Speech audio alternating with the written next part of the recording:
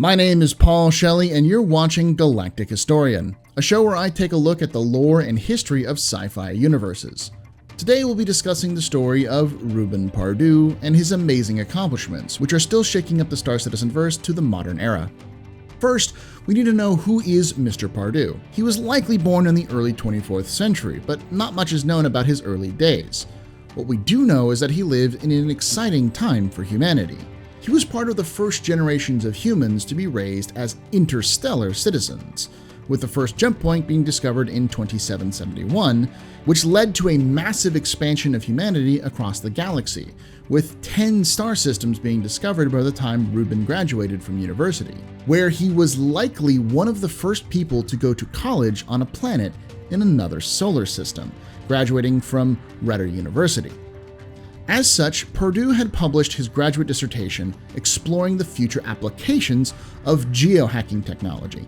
This technology grew out of terraforming, but was designed to alter already habitable planets, what Ruben Pardue liked to call fixing a planet. His dissertation caught the attention of Titania Terraforming, who courted the young engineer to help them do the impossible, turning the ice ball of Uriel in the Oberon system into a paradise. Being young, smart, and seeking a challenge, he accepted their offer and went to work helping Titania Terraforming create a miracle. By all accounts, Mr. Pardue was very smart, a fantastic problem solver, quick-witted, and worst of all, knew it. He got on the nerves of everyone who worked under him, but was very good at his job. This catapulted him to the upper echelon of the project, where he was tasked with the managing and digging of a tunnel network throughout the planet, in order for other teams to test their experimental thermal devices designed to warm up the surface. Pardue spent months looking over the plans, working out every last detail to ensure everything was perfect. He was so wrapped up in his work that when he had downtime, he came up with a series of designs that would have helped him with the complex task of mining out and building the tunnels. This all came to a halt when, on May 23, 2381, a section of the underground operations hub collapsed, killing 37 and injuring dozens more, including Pardue, who was trapped in a connecting tunnel and nearly died. While he was rescued in the nick of time, his left arm, which was his dominant one, had to be amputated just above the elbow. This was the incident that would turn the arrogant hotshot into a man on a mission. Even though he was owed the finest prosthetics available, he refused, putting the company shortly afterwards a broken man.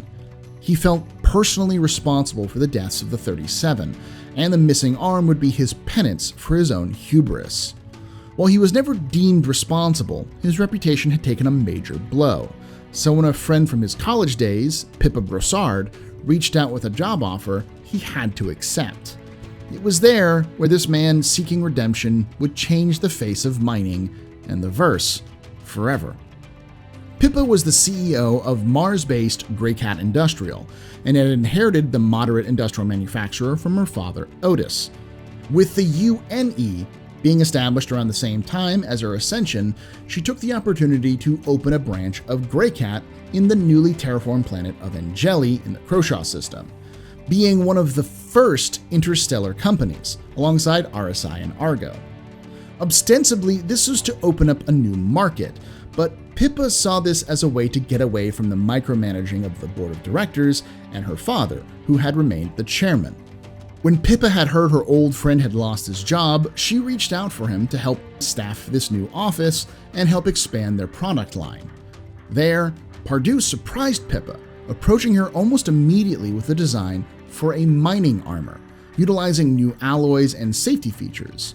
These were all directly inspired by the tragedy of the collapse, as this armor would have saved the lives of those miners had it existed at the time, and might have even saved his arm.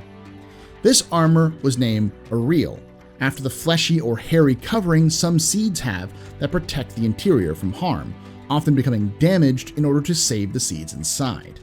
The Uriel is still in use today as one of the most popular industrial armors in the UEE, with minimal changes to its design over the last 500 years. It also set the standard for Greycat design forever, with its function over form aesthetic. After the wild success of the armor caused Greycat to surge in popularity and profitability, Pippa offered Reuben the position of head of engineering for the company. But he declined. In fact, every attempt to promote Pardue to a managerial position was turned down, with the disgraced engineer emphasizing that he was there to design and build, not manage. It also ensured that he never had the power to unilaterally approve his own designs, requiring every design to be vetted and tested by others to ensure they worked, as he no longer trusted his own instincts as he had when he was a young man. Following up the Uriel, Pardue would fundamentally change mining and industry itself, with the creation of the Pyro multi-tool, one of the designs he'd actually come up with during his time on the Uriel project that he thought would make the project easier. This design was revolutionary, being able to function as a laser-based handheld mining tool, cutting torch, tractor beam, and even to administer first aid, all while being in a small, compact device easily carried by just about anyone.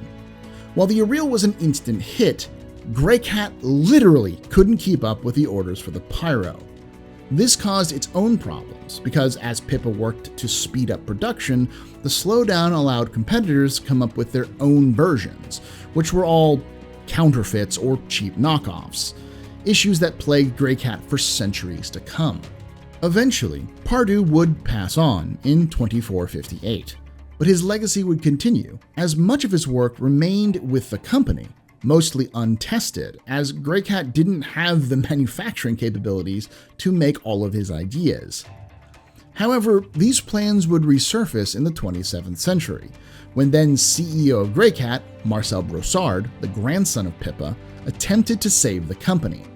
He used his connections to lobby the most powerful people of the UEE at the time, the Mezzers, to crack down on the imitations hurting their bottom line. However, he knew that simply stopping the cheap knockoffs wouldn't be sufficient to keep the company afloat. So he started looking through the company archives to release their first products since the passing of Pardue almost 150 years prior.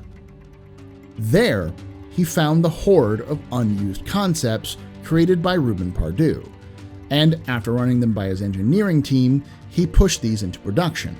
These included the Cygnus mining bot, the industrial cutting tool and tractor beams, the Arbor and Lancet mining lasers, and the Sure Grip tractor beam.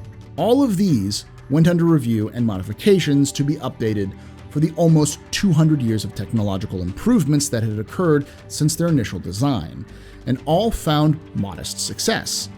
However, there was one Pardue design which would turn Greycat from just being an industrial household name to being a household name all over the UEE.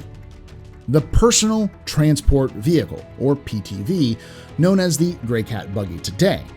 Originally, it had a heavily armored roof and was designed by Pardue to allow miners to traverse narrow mine shafts easily and quickly, while also allowing to extract miners in case of dangers like cave-ins. However, the engineers found that the PTV was useful, versatile, and fun. It was used to quickly traverse the large factory floor where the buggies were produced. Seeing the potential, the engineers modified the design, removed the roof, and sold it as a general utility vehicle. Since then, the PTV has become the most popular utility transport in the UEE, being found in hangars, homes, and outposts all over the galaxy. Pardue's life was one of tragedy, but his genius turned his own grief into fuel to help prevent accidents like the ones that had cost him his arm in the lives of the 37 people who had trusted him to never happen again. While working in the shadows of the business giants that were the Brossards, he revolutionized not only the industry, but daily life for everyone in the UEE, without any credit for doing so until fairly recently. What do you think about the life of Reuben Pardue? Would you like to know more about other influential or interesting characters of the verse? Then let me know in the comments below. If you really enjoyed what you watched, maybe think about hitting that subscribe button, or become a Patreon like those on screen now to help make future videos possible. Until next time, remember, ex Historia ad Astra.